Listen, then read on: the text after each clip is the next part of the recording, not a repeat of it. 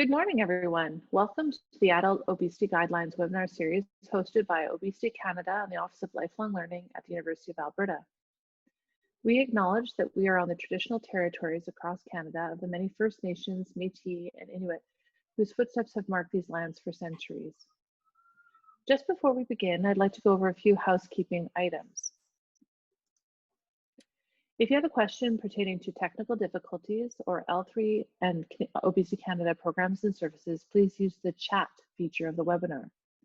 If you have a question for our panelists, please use the Q&A feature of the webinar. Our panelists will answer several questions following the oral presentation. Some questions will be responded to through text in the Q&A window.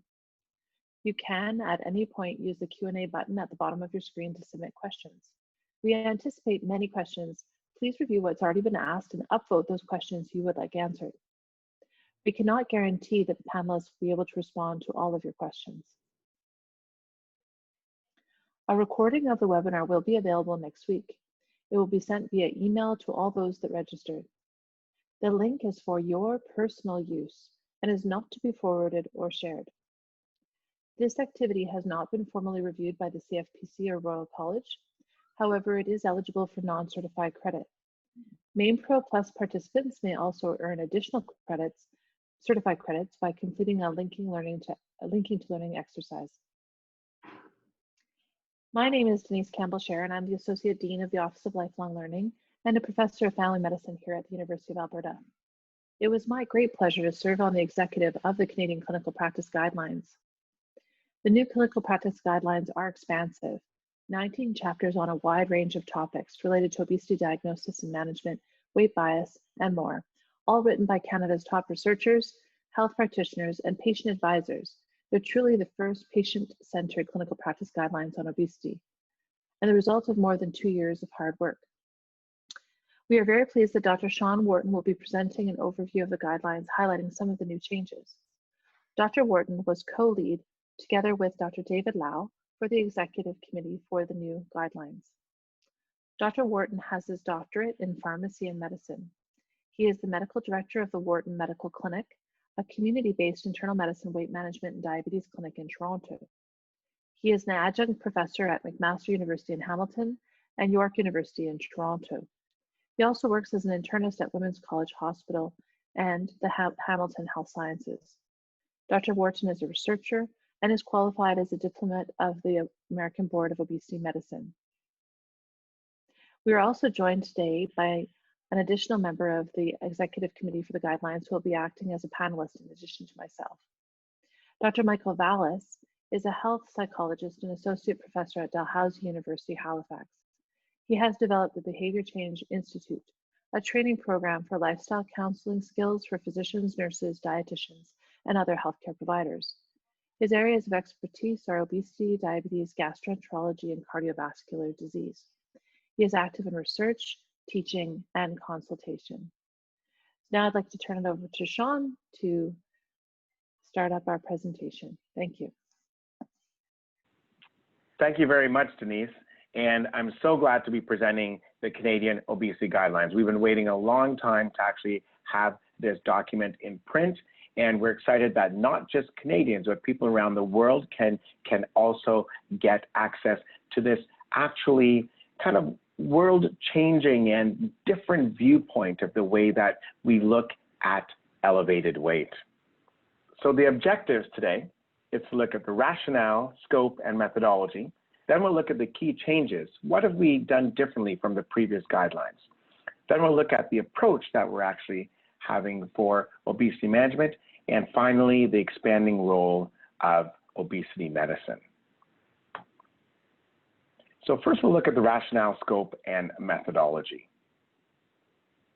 Now we know that obesity has been increasing in Canada, in particular from 1985 to 2016. Recently, over the past few years, we've seen some stabilization, but from an overall trend, there's been a significant increase in the past 20 years. And we know that the increase in elevated weight particularly if they're adipose cells that are causing impairment in health, lead to a number of comorbidity and even mortality. So this is a very important time for us to look at addressing this medical disease. So what has changed since 2007?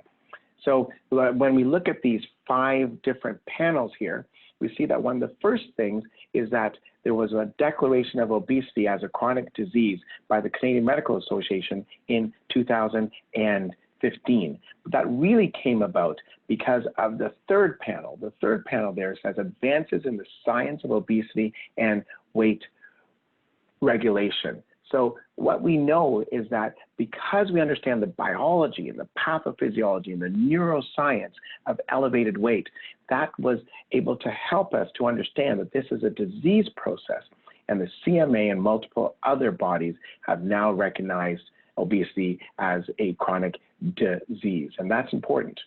The first chapter that we have in the guidelines is on the impact of bias, stigma, and discrimination for people living with obesity. And this is probably one of the most important things that has driven this entire process.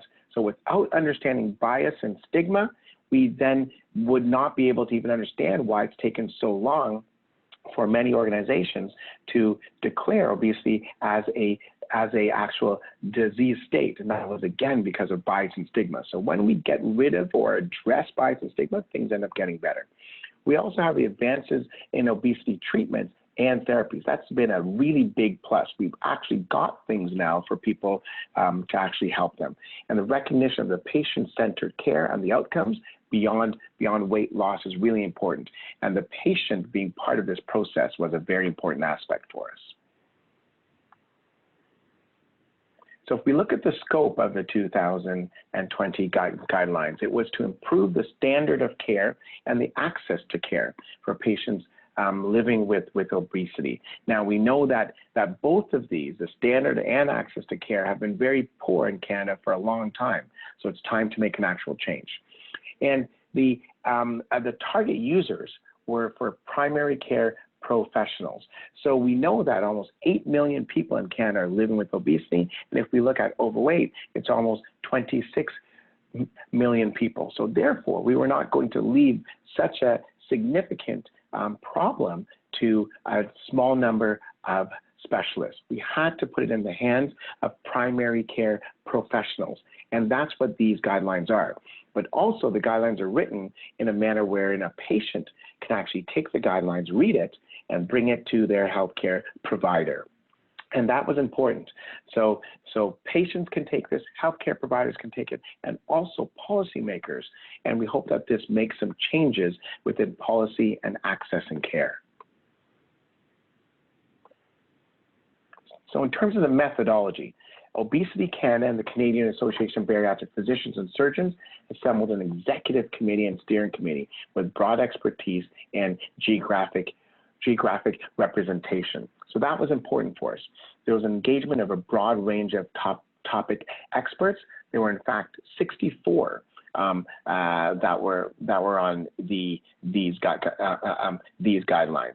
We also had people living with obesity, Indigenous community members, and a number of external reviewers. And I believe that that's the strength of our guidelines.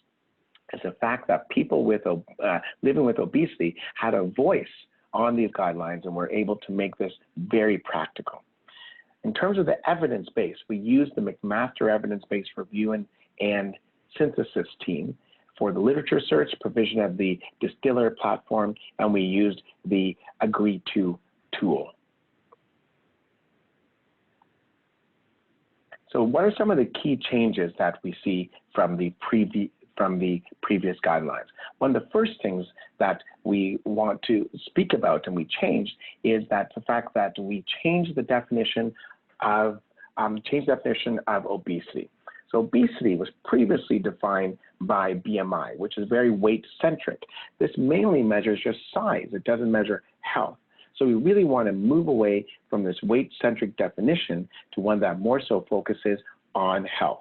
So therefore, so obesity is defined as a prevalent, complex, progressive, and relapsing chronic disease characterized by abnormal or excessive body fat or adiposity that impairs health. And we underline the fact that it's something that impairs health. And therefore, we can now address people at different body sizes who are having impairment in health, particularly if it's due to these fat cells that are actually toxic. So we still are going to use BMI and waist circumference as a screening tool because it can be very useful, particularly for epidemiological purposes. But the diagnosis of obesity should be based on the presence of functional, medical, or psychological impairments related to the presence of abnormal or excessive body fat rather than on anthropometric measures alone. So what are some of the key principles? So the key principle here and what makes this guideline different than many other guidelines we've seen in the past is that we really want to emphasize the patient's lived experience and that we have to move beyond the simplistic approaches of eat less and exercise more, because this does not address really the root drivers. And what we know is that when we just focus on a diet without any other interventions, what it does is lowering your calories causes a cascade of neurochemicals and hormones that cause an imbalance and cause you to go back up in weight. Therefore, we know that simply saying eat less and exercise more, it does not address any of these major neurochemical and biological factors. So we also felt that people living with, who are living with obesity should have access to evidence-informed interventions, which would include medical nutrition therapy, physical activity, psychological interventions, pharmacotherapy, and surgical options.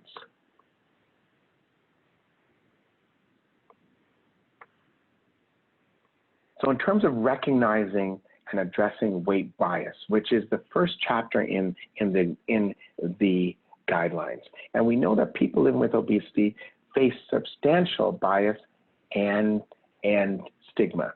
And this impairs and impacts their ability to get proper health and proper access to care. Now, this next slide is going to talk a little bit about what these biases actually are. So we know that if you see someone who is 250, 300 pounds, a common bias is going to be that this person does not have enough willpower. They do not have the compliance level to control their elevated weight. That means that you are biased. And the thing is we may not be able to change a person's bias, but you cannot act on it. How do you not act on your bias? By using the medical and biological principles that we know that are connected to this disease state, you can then say that there are treatment options for you and I can actually help you. If you act on your bias, you're going to have a paternalistic type of approach, which means you're acting like a parent, wagging a finger and blaming and shaming a person and saying you need to be better about your diet and use more willpower. That is a biased approach and possibly why this field has sat in the dark ages in terms of treatment options for such a long period of time. We're going to move away from bias into biology, physiology, into compassion and empathy and treating patients properly. In terms of what is our approach in terms of overall obesity management. So we base this on the 5 A's.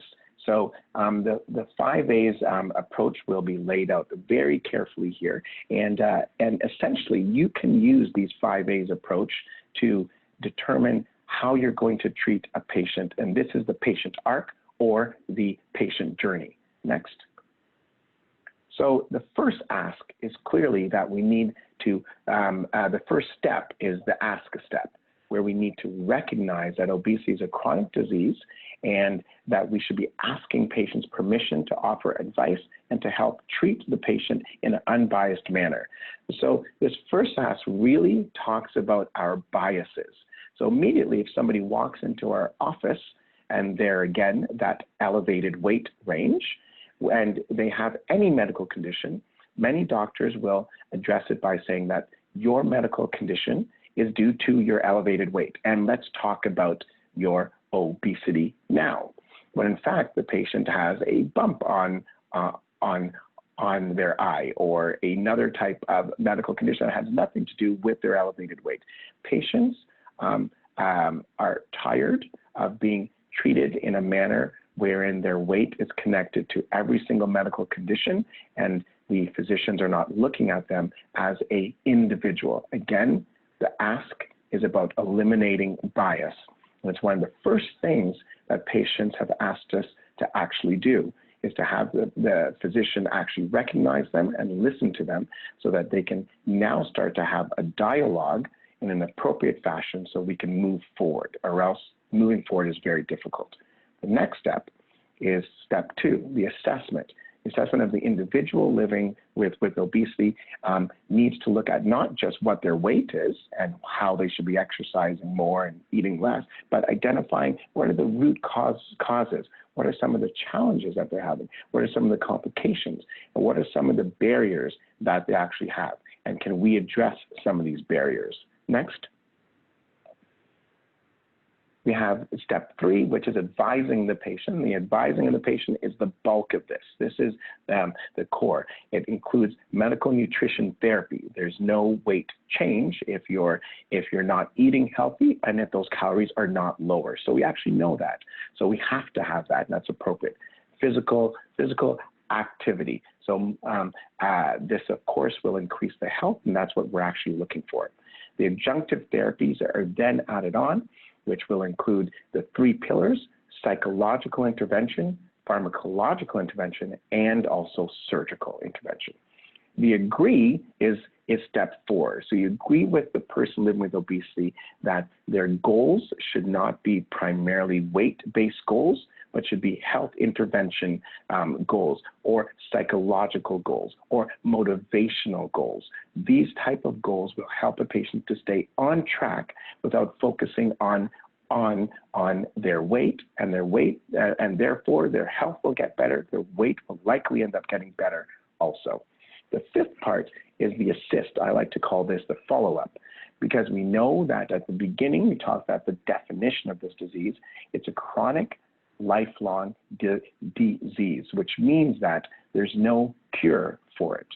So even after a certain period of time, somebody's doing really well, they have to continue to go back to the first steps and the second steps and continue to do an assessment, because weight can come back on very easily and the health conditions can end up getting worse. So that's why this is an important aspect. Next. So we'll go into further depth in this. And so the first part that we talked about is the ask part. And that 3rd bullet point says, don't assume all patients living with obesity are prepared to initiate obesity management.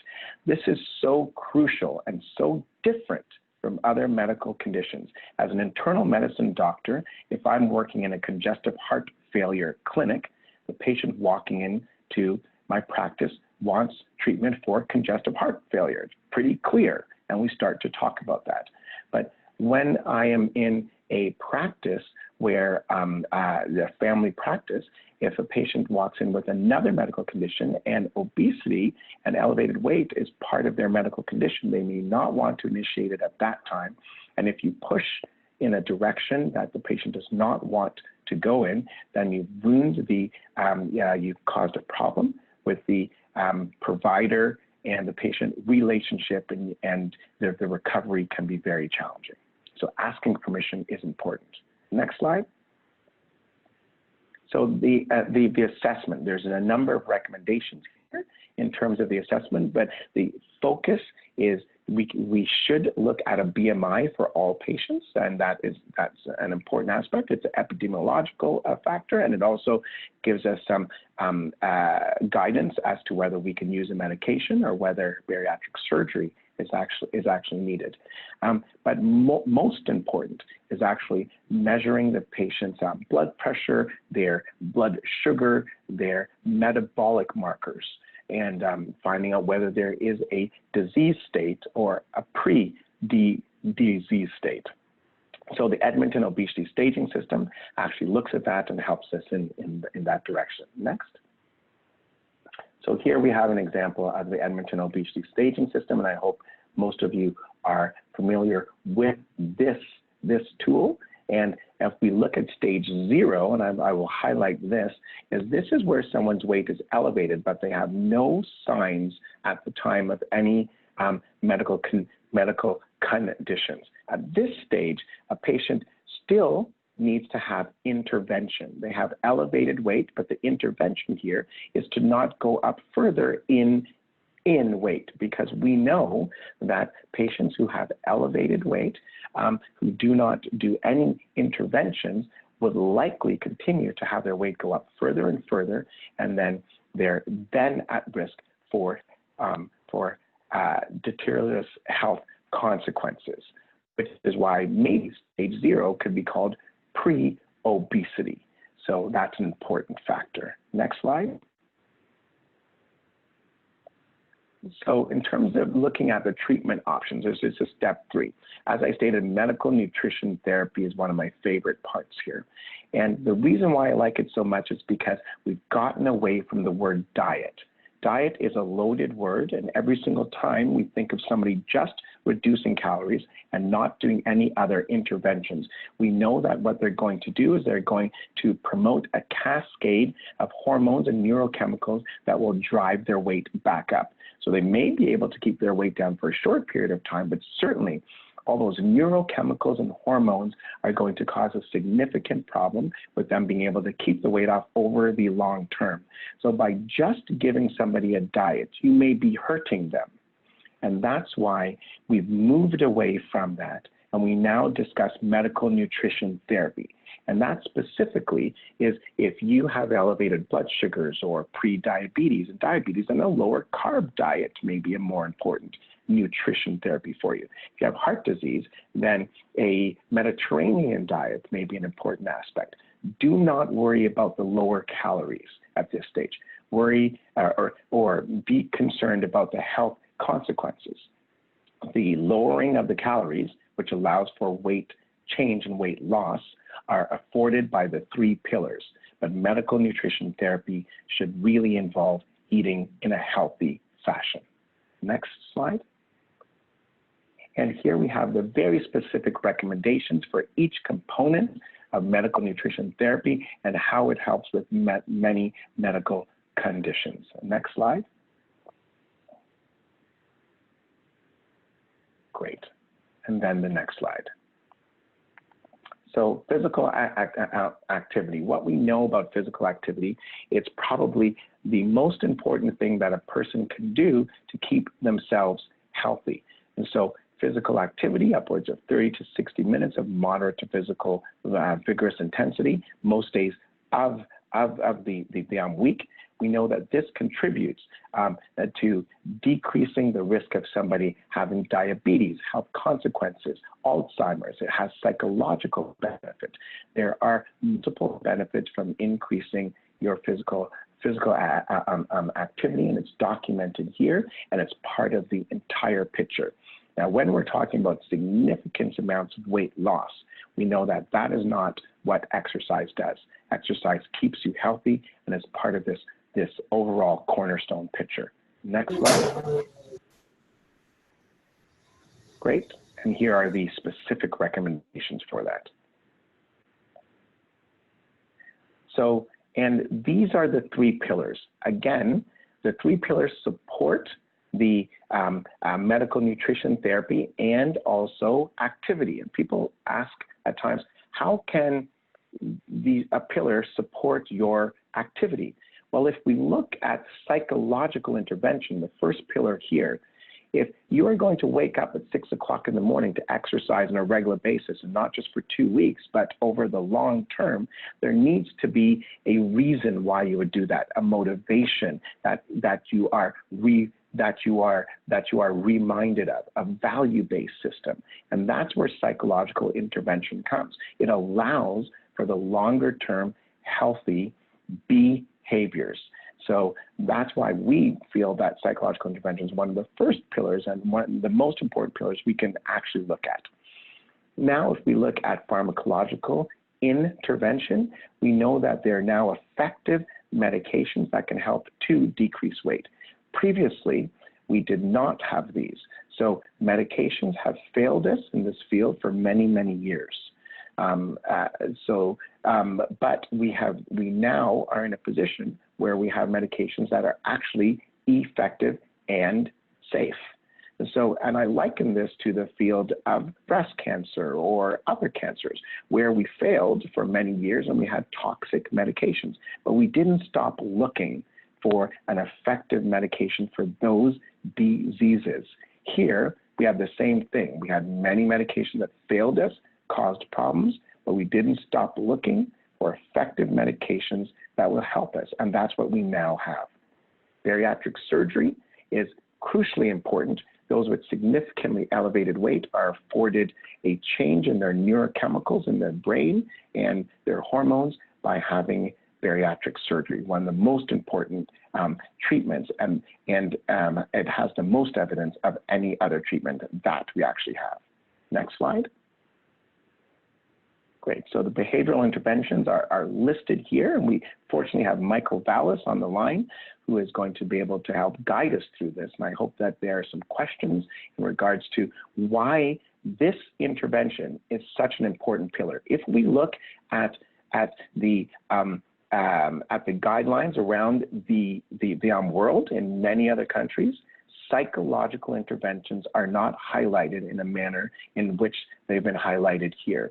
We now know that there's significant amount of level 1A, grade A evidence telling us that these interventions, coping mechanism, cognitive behavioral therapy, DBT, are necessary within the weight management field. We're very proud to be one of the first guidelines to put this as a pillar, not just a sideline, and not to include it as a behavioral modification, because that's what it's been most of the time, which was lumped in to diet and exercise. We have separated it. The nutrition and activity are separate. Psychological intervention, which includes the very specific medical treatment in this area, is separate, and it's a very important option. Next slide. Okay, and then next slide. So pharmacotherapy, as stated, we have 3 pharmacotherapy options. The first one was introduced to Canada in 1999, and that is orlistat. And in the actual clinical trials, it was shown to be very effective. But as we started to use it throughout in a clinical manner, we found that it is not as effective a medication, but it is still listed here, and it has a number of actual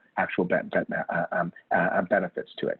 The 2 other medications that we have are a GLP-1 analog called liraglutide, 3.0 milligrams, and naltrexone and bupropion. And both of these work within the brain neurochemistry. And this is, again, getting back to what we now know about the science and the biology of elevated weight.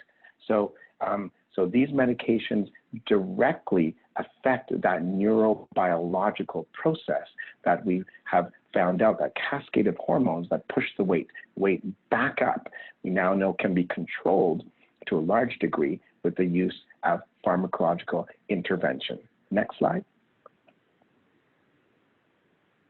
And one of the things I like about this particular slide is point number 4, where it says, we do not suggest the use of prescription or over-the-counter medications other than those approved for weight management. And clearly, this is directed towards not using off-label medications such as thyroid medication that were used at a time when we did not have interventions that were effective and safe. We now have that. Next slide. Bariatric surgery, and one of the first and most important treatment options that we've ever shown to actually get the weight down and keep it down over the longer term. There is no debate that bariatric surgery is the most effective treatment option we have in our armamentarium. And what I'm very proud of saying about with bariatric surgery is it doesn't just get the weight down, it controls a number of the medical conditions, particularly type 2 diabetes. Next slide. And one of the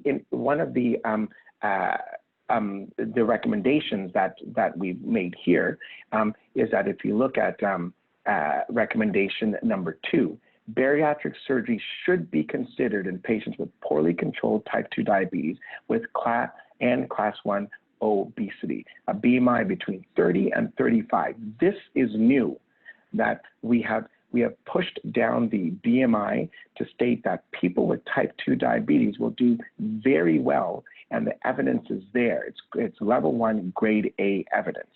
And so when we talk about the EO staging system, and is there a disease state that you have, and do you qualify for bariatric surgery, this is a very good and a classic example of that. And this is one of the recommendations that we were very pleased to actually have here. Next slide. Okay, and the next slide. And so in the final components, step 4 and step 5, agreeing with the patient that if we're going to get a sustainable long-term weight change, then we need to continue to work on the behavioral goals. We need to continue to work on why they are making this change, how they can make it for the longer term. At times, people will start with 1 pillar and need to move to 2 pillars or back and forth. So the continual understanding of this is a very important aspect. And the assist part tells us that. The assist part is the follow-up. How are things going? You've had bariatric surgery. I will continue to follow you up, because what happens is you will regain the weight. Where are we when the weight starts to come back up? Am I still taking care of you? Are we still working together? Is there an intervention that we can now put into place to help with the weight regain happening after the bariatric surgery at year 4, at year 5? So this is why necessary. This is why the follow-up is such a necessary thing. Next slide. So, of course, this is our final slide, where the fact is that there were 19 chapters. So we talked briefly about how the patient arc and the patient journey is there. But what we're really proud of as well is that we have included many chapters here that are, again, not in guidelines on an international level. We're one of the first guidelines to introduce a chapter on enabling participants in activities of daily living. There are many people where obesity is going to be a factor in their life over the long term. Learning how to live with that on a daily basis is a very important aspect. The role of mental health is crucial. The psychological intervention we talked about, and the role of primary care. Again, this is directed towards primary care, not just towards specialists. This has to be a primary care model, or else this will not be an effective treatment for Canadians. The emerging technologies in virtual medicine, and within the world of COVID, this chapter has been probably one of the most important chapters, as we now recognize that obesity medicine can be nicely managed through virtual medicine. Weight management over the reproductive years, very important again. And when the reviewers came back to us, they said that this is one of our favorite chapters. It's so well written. And again, I say oftentimes my favorite chapters, but the Indigenous chapter is actually my favorite chapter, because these as a group of people who face bias every single day. When they walk into a healthcare provider's office, they're feeling internalized bias. They may face actual bias. And then if you're living with obesity and you're an Indigenous person, their challenges are even greater. So this chapter was crucial for us because it really gave us a recognition of why we were doing this entire guidelines. The idea of commercial products and programs in obesity management, they're everywhere. We are the minority when we talk about medical intervention, understanding biology, understanding science. Most of the world, when it comes to weight management, are in the commercial products and programs. So therefore, we have a chapter here explaining which ones actually have some data, have some evidence, and which ones we should likely not actually look towards. So next slide. So thank you very much for your time, and I'm hoping I'm giving enough time in 20 minutes of our time to be able to address a number of questions. And I hope that you have a good understanding of the overview of what's new in the Canadian Obesity Guidelines. Thank you so much, Sean. And everyone can see there the list of upcoming webinars, which will be coming over the subsequent weeks. So it'll be really great learning journey together over the next 6 weeks to really explore these new guidelines. And I think we'll head things off, and this might be a question that's really directed towards you, Michael, from Evelyn, who's asking about the healthy at every size movement and sort of this tension between what we talk about in the guidelines around the importance of focusing on health and not particular body weight, and how we reconcile that tension when the health at every size does not consider obesity as a disease. Yeah, so thank you for that. It's a really important question. And I think the first thing that we would want to offer is really our intention is to base our recommendations on science, on ethics, and on compassion. I would say that because then what we did as a team is really try to pull together the best strategies that we could offer. I would say that we are quite comfortable as a group to really make the statement that we very much believe that fat cells are not inert, inactive cells that do not contribute to disease process, that depending on where those fat cells are, that they actively contribute to the development of disease and disability. And so that's a clear statement, and therefore that's really the reframe of obesity is not really about weight. Obesity is about health, function, and quality of life.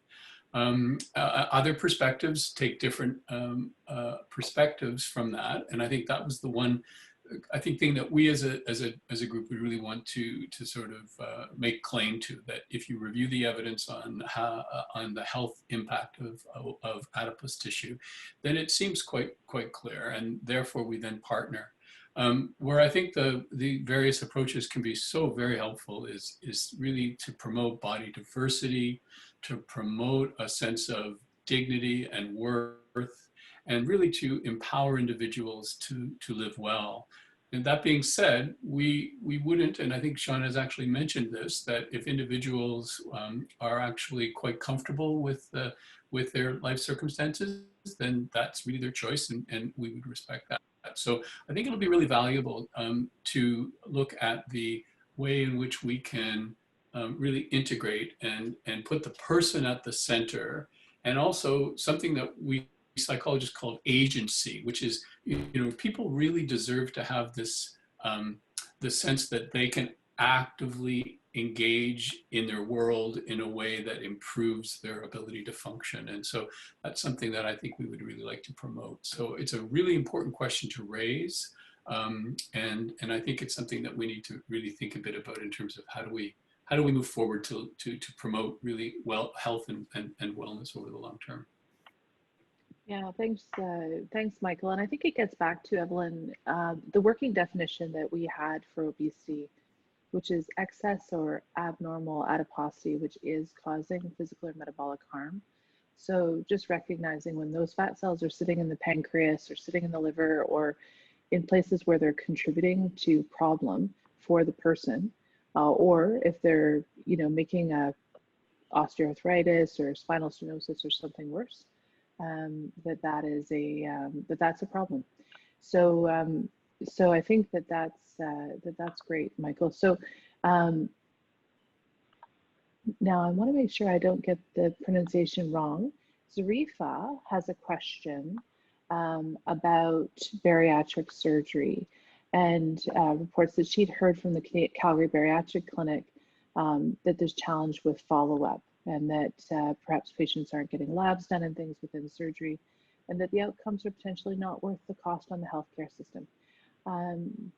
Sean, do you want to take that one on and comment a little bit about the role of bariatric surgery and the crucial importance of follow-up?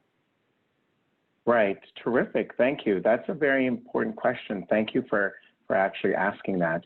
So what we have seen is that there are some instances of bariatric surgery clinics that don't do good follow-up. And those were primarily with the commercial type of bariatric surgeries, i.e. the lap band surgery. And one of our recommendations is not to do the lap band surgery, and possibly because that came along with the fact that the follow-up was very poor. There was a physician who lost his license due to a lack of follow-up, not for doing bad surgery, just not following up with his patients in an appropriate fashion. So I think your point is well taken that there are places that actually do that. But that doesn't mean, but in most of the medical centers, they actually do a good follow-up, and they do actually ask their patients to come back on a regular basis. And so even if we had poor follow-up at other places, that doesn't exclude the actual evidence. So when there is good follow-up, when we're looking at patients in an appropriate fashion, we find that the evidence is that patients do well from a metabolic and a health standpoint. It's unquestionable, undeniable evidence that it is the most effective treatment. If someone has a BMI of 45, they have diabetes, fatty liver, heart disease, or obstructive sleep apnea, bariatric surgery will undeniably improve the quality of life and those health parameters for that patient.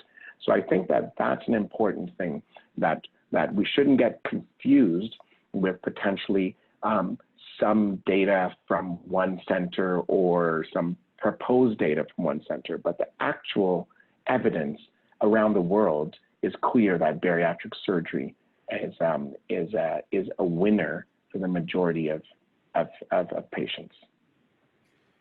Denise, if it's okay, may I make a kind of an additional comment to this? Because I appreciate the sentiment from the question, which is really an examination of the follow-up of obesity management. And I would just like to make the comment that it's a really strong hope that these guidelines will shift the focus in the coming years, such that if it's a chronic disease, then it has to have a chronic management plan, and any sort of influence that we can make. And especially since, and Sean mentioned this, that we're actually hopeful that this document will have some impact around policymakers and around health systems. The health organizations like the Medical Association, et cetera, have certainly recognized obesity as a chronic disease. And now it's time for governments to do the same, because then the governments will then allow us to really put that question on the table around what are those long follow-up plans that we can take, such that obesity management will be similar to diabetes management or to cancer management or any other chronic condition. So I like the question, and part of I think from the sentiment from the question is it easy to prioritize, the medical intervention, and then the support interventions kind of fade to the background. And if that is the case, the whole idea of the guideline is to try to shift that in the way that Sean has described. Thank you, Denise. Thanks, Michael. And I think that that's sort of a natural lead in when we talk about chronic disease management to Saifula's question, who states, based on the new definition, stage 0 EOS is technically excluded from the obesity diagnosis, would be missing a precious period or opportunity to act appropriately and optimally when organ damages have not happened by not considering it in the obesity diagnosis. And I think I'll take that one on from a family medicine perspective. Absolutely, so we do have a chapter in the guidelines around the importance of prevention.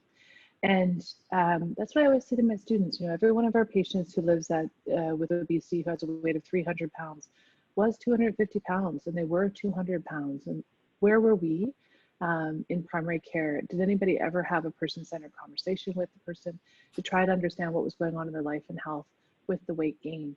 And so one of our hopes with this guideline is that it's going to help push the needle to empower people to be able to have conversations that are respectful and really focus on a person's root causes to try to intervene effectively earlier. And you're right. So stage 0 EOS is a great time to be doing that intervention. I don't know, Michael, Sean, if you want to weigh in on that as well or have additions to that. And I think that, so Arya Sharma just wrote a blog on that, and we've been having a lot of discussions about it over the past couple of days. So I've written research articles on this.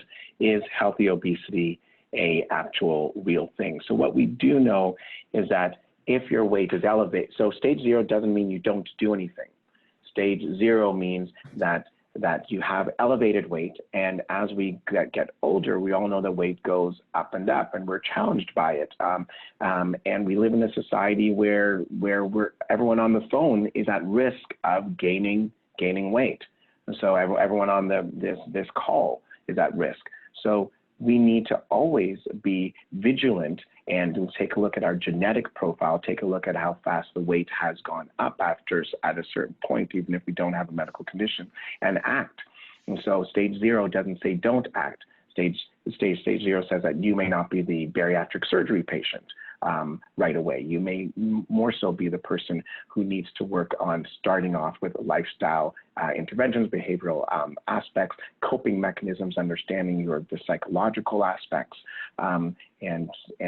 so that's where I think we need to go with stage 0, and whether that needs to be tweaked a bit in the Edmonton obesity staging system to discuss what types of options to make it clear, it may need to be. Mm-hmm. Right, and I think that dovetails right into some more of Marie Noel's questions. So she has a few here, and the first question that she asked is about the new definition being a step forward, but how do we know that the fat is impairing the health of a client? So just to give a practical example, one of the things that's fascinating in the biology here is that we know a lot more about lipotoxicity than we used to. And so we know when those cells are in the pancreas, they're really contributing to type 2 diabetes, or in the liver, really increasing our risk of non-alcoholic fatty liver disease. And so we know that those are contributing to a cascade that can impair the health of the person. Or if we have a person who's suffering with severe pain, chronic pain syndromes, et cetera, that excess adiposity may not be helping them. So it's really about individualizing with the person to understand in their life and health how and whether adiposity is contributing. And I think that dovetails into, there's a wonderful chapter, as Sean mentioned, on reproductive health. And one of the things we know is that, at least in Alberta, a large proportion of women go up an entire obesity class with each pregnancy. And so those are really good opportunities to try to intervene effectively to limit excess weight gain at high risk times for some women. And that can really help prevent problems down the road. Sean, Michael, did you have a look here at Mary Helene's questions? She was talking about, they're talking about more regulations about the diet products industry and weight-centric treatments. The literature, especially Sean, around how we had a lot of literature that was still weight-centric. Yes. Yes, I agree. So I'll be brief, and then Michael can answer. So I believe that we really do need to have better regulations on the diet programs, diet product industry. There's many countries that are ahead of Canada. America is way behind everybody, but certainly other countries are doing a better job. You can't say lose 40 pounds in 40 days on a radio ad. So in Toronto, I'm sure I'm going to hear that as soon as I get into my car to drive anywhere. But in other countries, you can't. And I believe that we really need to start regulating this. You wouldn't hear you can cure prostate cancer with mustard paste being rubbed on your back and witch hazel. It doesn't make any sense. So they regulate it in the disease states such as cancer and multiple other diseases. Why not in the obesity field? And Michael? Yeah, I couldn't agree more. And I think one of the really important things is, until recently, the sort of professionals have been sort of silent when it comes to the sort of weight-centric, make all your dreams come true, achieve your ideal weight. And so it's really been sort of, unfortunately, this sort of unregulated field. I think our hope is the guidelines will provide a kind of a principle-based sort of approach that will be, again, guided in science and compassion and ethics, that then allows us to have these discussions happen and to be a bit of a lightning rod for the opportunity to introduce the full complexity of obesity as a state, which is really reflected by, the built environment, the social cultural context, and the food production issues. These are very complex issues that go way kind of beyond the sort of medical piece of it. But at the same time, I think that by putting it inside of a compassionate medical care system, we have the potential to ask some of these questions and then to move it beyond not only the quote unquote treatment, so get away from the weight-centric approach. Because remember, some of your counseling of patients may be really that we're trying to help them to accept who they are and to adapt to their body. Body diversity is a very important goal. So when you think about, obesity having an impact on mental health, that's where I think even that stage 0 can be really, really and a very fruitful area for helping people promote health and promote well-being. So taking it much beyond the pure weight-centric approach, and then allowing us to start to have some kind of standards, because, as Sean is saying, right now, people seem to be able to get away with a lot. And I understand that if you watch television, two things happen. These types of advertisements become more and more frequent as the hour gets later, and the volume of the soundtrack of these commercials gets louder as it gets later to really kind of grab your attention. So I think we need to really revise the standard, but having an ethical-based standard that's evidence-based, I think can be helpful. Thanks. Mm-hmm. Yeah, and just to wind up the last of Mary Noel's questions, Mary Noel, I was actually astonished when we went through the evidence that there was a really substantial portion of the evidence that was actually based on non-weight goals, or outcome measures rather.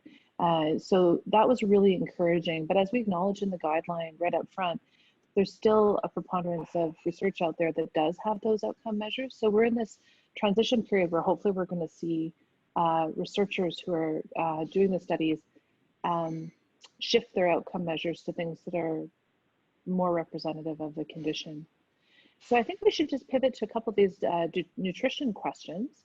And I think, Sean, you indicated that you'd tackle these ones, but Lucia has a question about how we engage with registered dietitian colleagues. And of course, Jennifer Brown was the tremendous lead for that section of the guidelines. So how we push forward on that. And Evelyn has a related question about diagnosis and who can do diagnosis. Terrific. So tackling both questions very quickly. We've been pushing for a diagnosis of obesity in everybody's chart. So that's something that the family doctors need to do, and sometimes something that the certainly someone else on the team can bring to the attention of the physician or the nurse or the team, and put the diagnosis of obesity on the patient's chart. So it's relatively easy to actually do, and it should be on the patient's chart. The next important part is how will dietitians get involved in the medical nutrition therapy? And so it was great that Jennifer Brown brought this to our attention during the guidelines. I have to say that we learned this during the guidelines. Get rid of the word diet, and it was the dietitians who pushed that envelope. They said that we are not going to be involved in giving somebody a diet without any other interventions available to us. So therefore, you need to teach us some other treatment options. One of the pillars, you need to either put them on a medication to have them have surgery, or at least teach us psychological intervention so that we can give somebody a medical nutrition therapy and that their weight can be appropriately managed.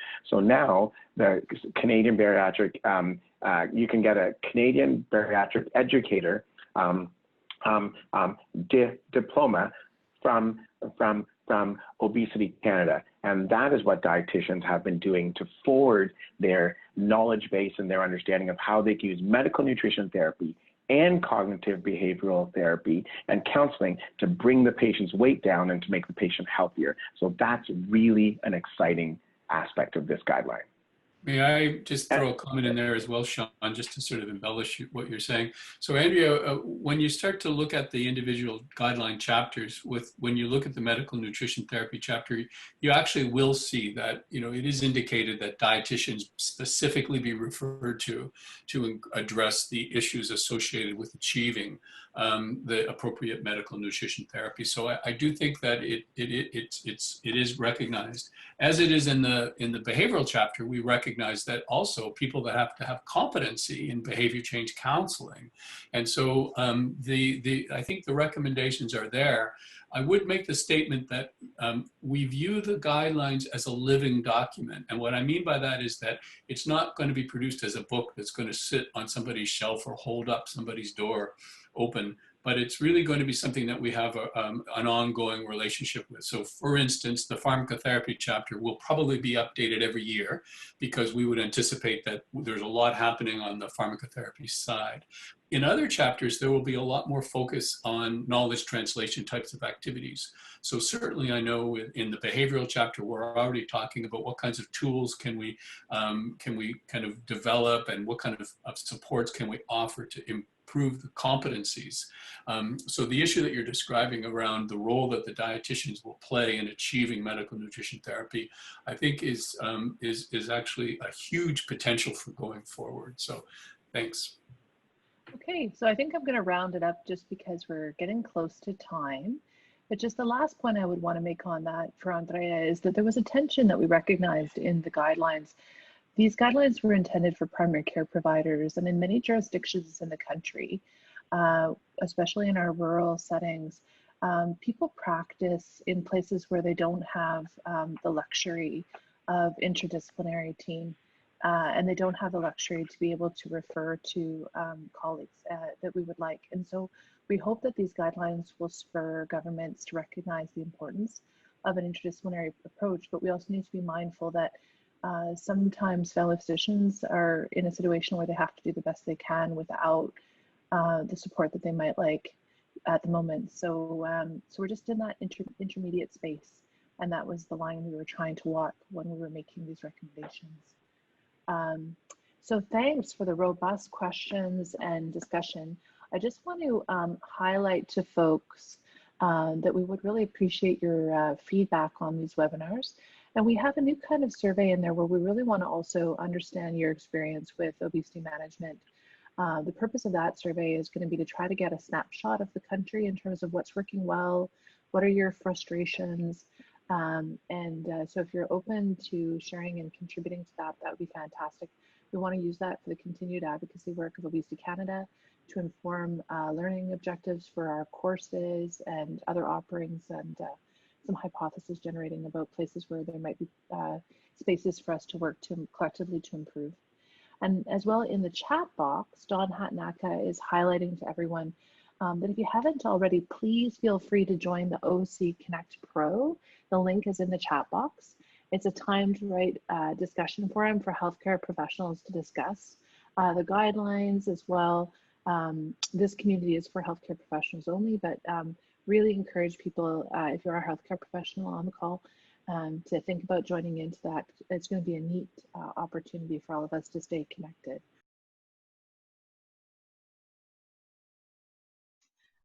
With a question about medications and insurance coverage. And I understand that there's a lot of national variability with regards to that. And perhaps Sue or Sean, You might want to tackle Hannah's question. Sure. So there's unfortunately very limited coverage for obesity pharmacotherapy, and that's something that we really struggle with every day in clinical practice. Our hope is that with the obesity guidelines now being available, really shedding a light on that, hey, obesity is a chronic medical condition, needs to be treated like that. We need to have coverage just like we have for other medical conditions like diabetes, for example. We're hoping that this will be an important tool to approach payers, governmental organizations, and so forth in order to advocate for our patients so that we do have more coverage opportunities. Great, thanks, Sue.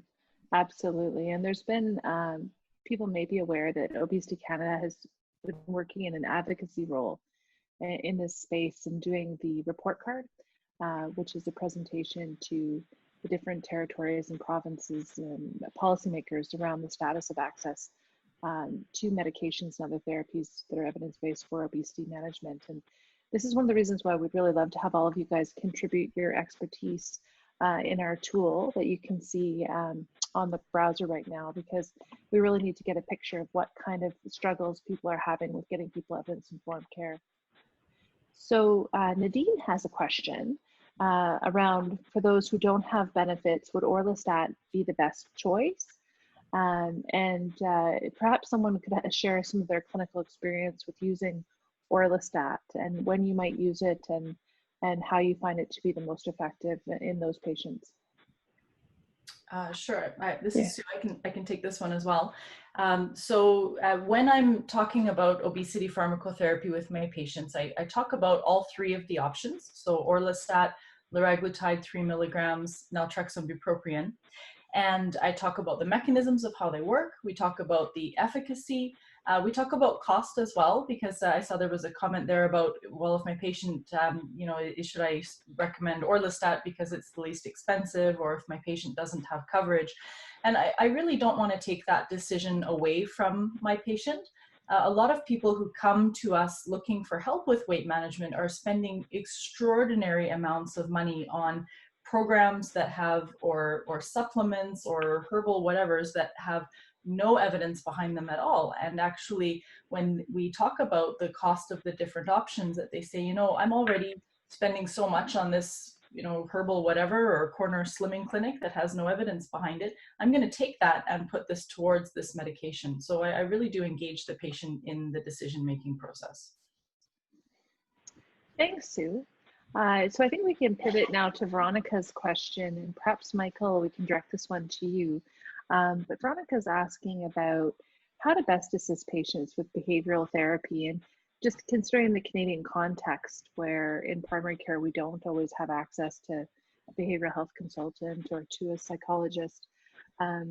What are your views on how we can best support patients in this needed pillar?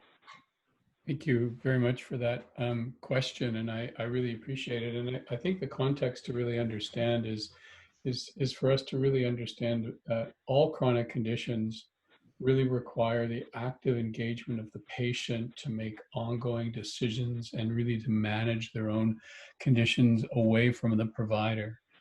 So that means that being the expert, having recommendations, being able to teach and tell is not the way that clinical management in any form of chronic disease can continue.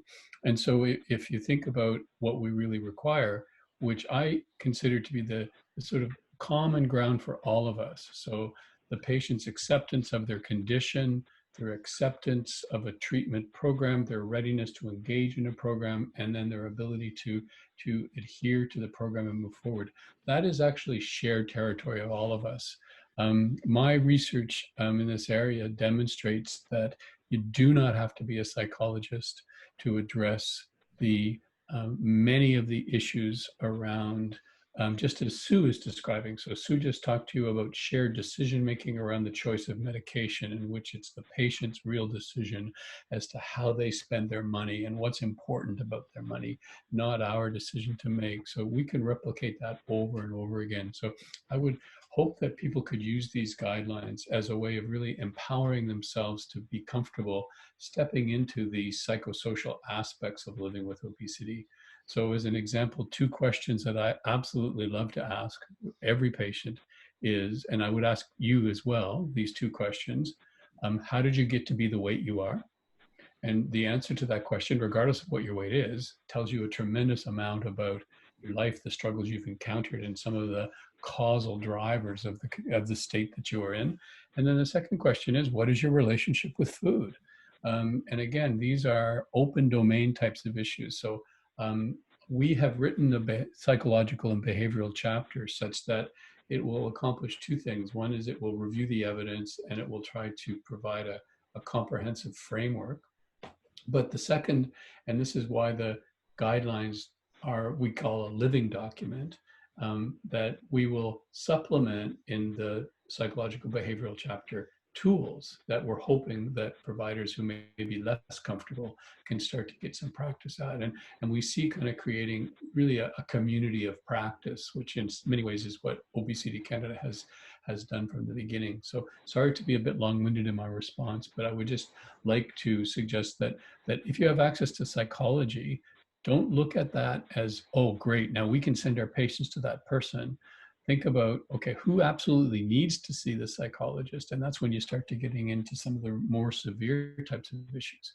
But ask the psychologist to support your competencies, your confidence in going down this pathway, because we see that that healthcare providers of all stripes can be very, very motivational, very supportive of behavior change, and very much help patients develop the intrinsic motivation to continue to follow our recommendations. Thank you. Thanks so much. And I can Michael. give this is Sean here, I can give a quick response as well from the standpoint of a clinician working in a busy practice, because that may have been part of the question as well. What we've been seeing and doing is that we have our bariatric educators and our dietitians getting trained in psychological intervention, psychological treatments, cognitive behavioral therapy. And Michael Vallis has been doing a lot of this training for the people who are not a psychologist, to be able to give some degree of a intervention from the psychological standpoint. So you're not just giving a diet and leaving the patient without anything because there's no psychologist in your town, but there's a dietitian in your town, there's a bariatric educator, there's a nutritionist, there's someone who can spend some time. And that's what we're seeing. The more education they have, the better. So some courses and some, but the need to be a psychologist is not absolutely needed. This is not a Freudian type of thing. They're not lying on a couch and throwing their head back. This is relationships with food, as Michael has spoken about. So it's been very good for us, and that is what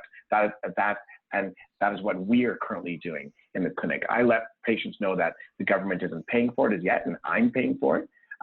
But I believe in it so much that I actually assist with it, and there's also some help from some companies to help out with that as well. Oh, that's great, Sean. And just to also echo that, Obesity Canada does run a course for certified bariatric educators. So if this is tweaking anyone's imagination on the call, feel free to check out the Obesity Canada webpage for more details on how to help get team members to be certified bariatric educators.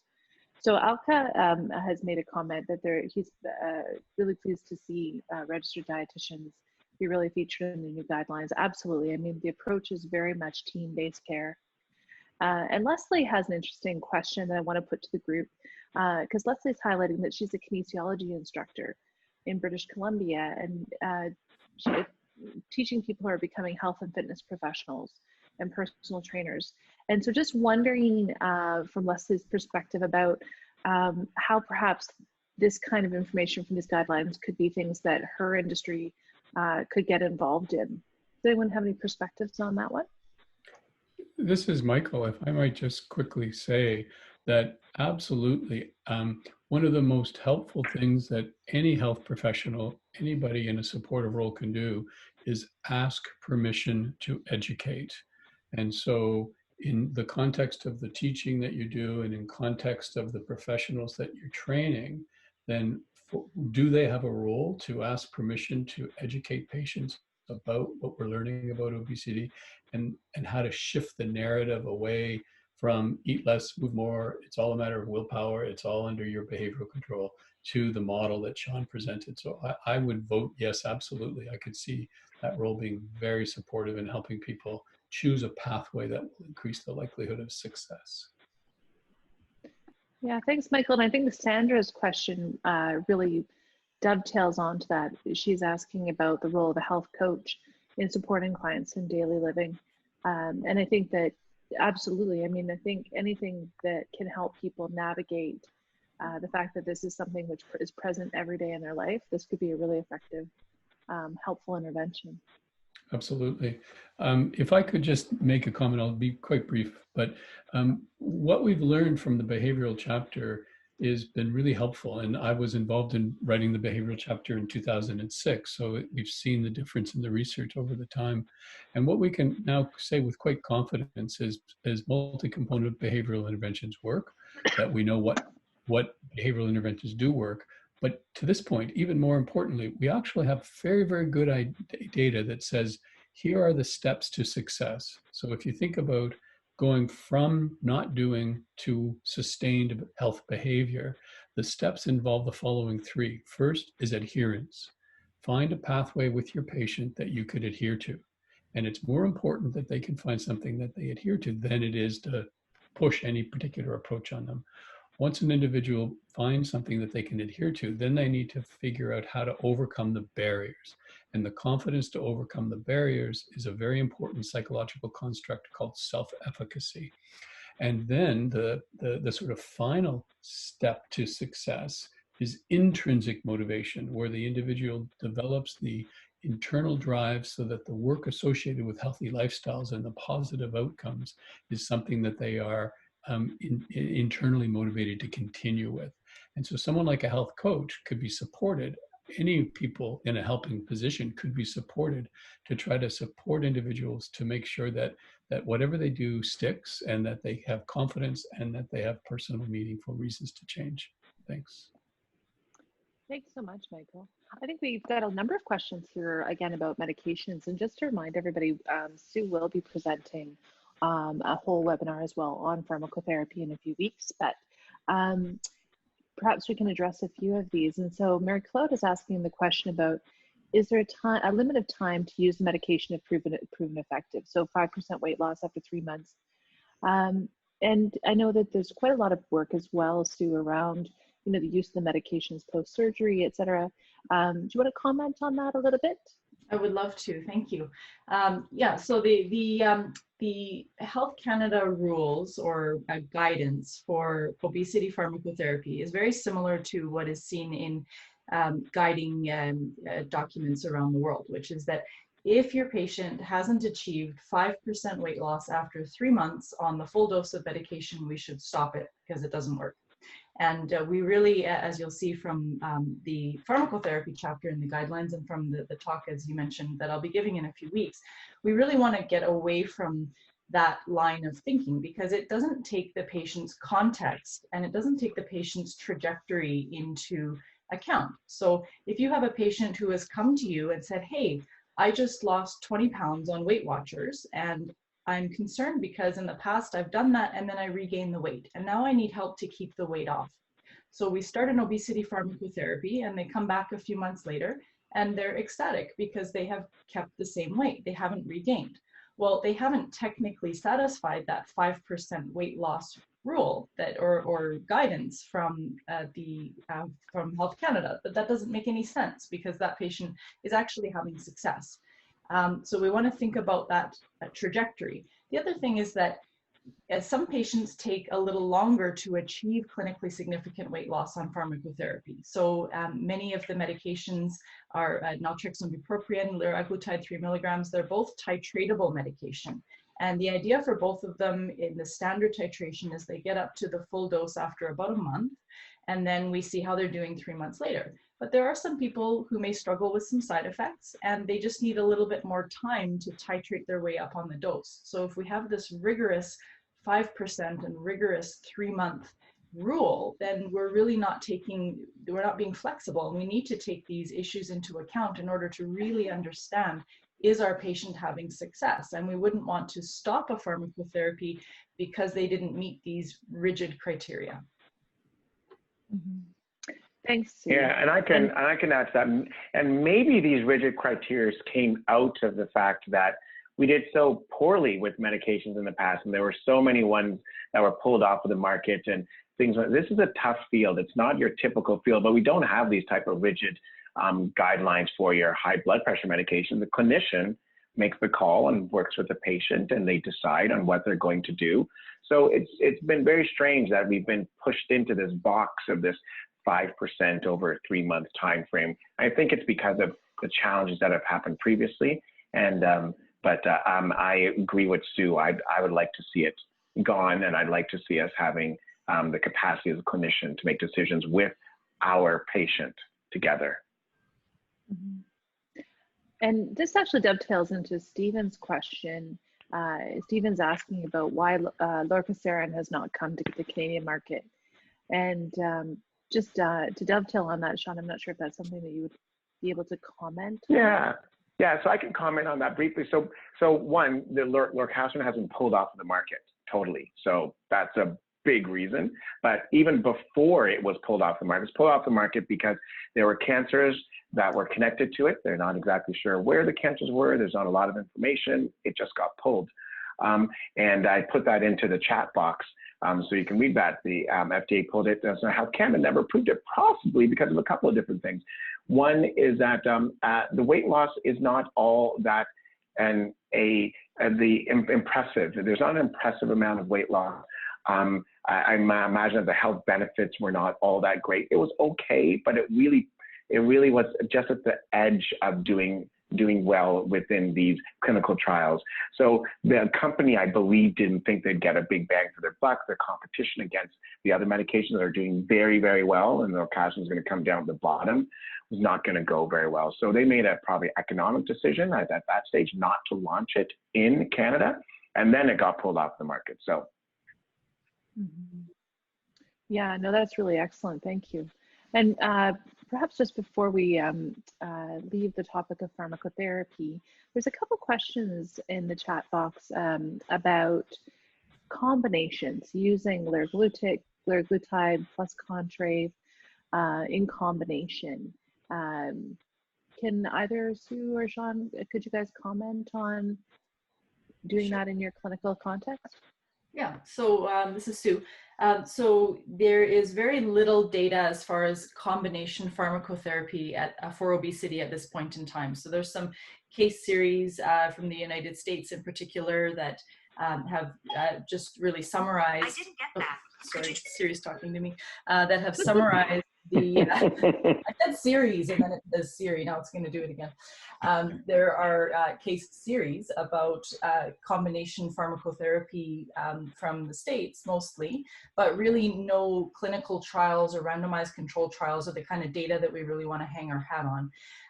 We do use them together in clinical practice, but I really can only just give you anecdotal commentary that we see additional weight loss when we add pharmacotherapy, but we don't see additive. So if we get 5% placebo subtracted with lira and 5% placebo subtracted with Contrave, we don't tend to see 10% placebo subtracted using the two together, but we do see an additional benefit of adding on in many cases, remembering that every patient is different and different things work for different people. In the future, we expect to start seeing some combination pharmacotherapy studies coming. And we hope that if we look forward, 20 years from now, that we will have a realm of choices of pharmacotherapy similar to what we have for diabetes. And we use different combinations depending on what works best for our patient. Fantastic, Sue, thank you. Yeah, and there's a number of questions about sort of off-label use of medications. And of course, in the clinical practice guidelines, we cannot espouse the use of medications off-label. We're really trying to reflect the state of the current evidence about what we know works. However, there are ongoing studies. For example, there's a question here around perhaps the role of semaglutide in the future for weight management. Sean, is that something you can comment on the studies about that, that you have so far? Yeah, absolutely. Yeah, I'd love to comment on that. And David, great question. And the reason why we emphasize in our section and the pharmacotherapy section that we don't want any off-label is because we've seen too many off-labels, thyroid medications and other types of testosterones and hormones used in the wrong way without any science and strange things. So we want to really be clear that we don't want those used. Now, when it comes to drugs in clinical trials, like a GLP-1 analog that has had a great phase 2 trial already published and a bunch of phase 3 trials, yeah, no, this is a direction that a clinician would have to make a choice on.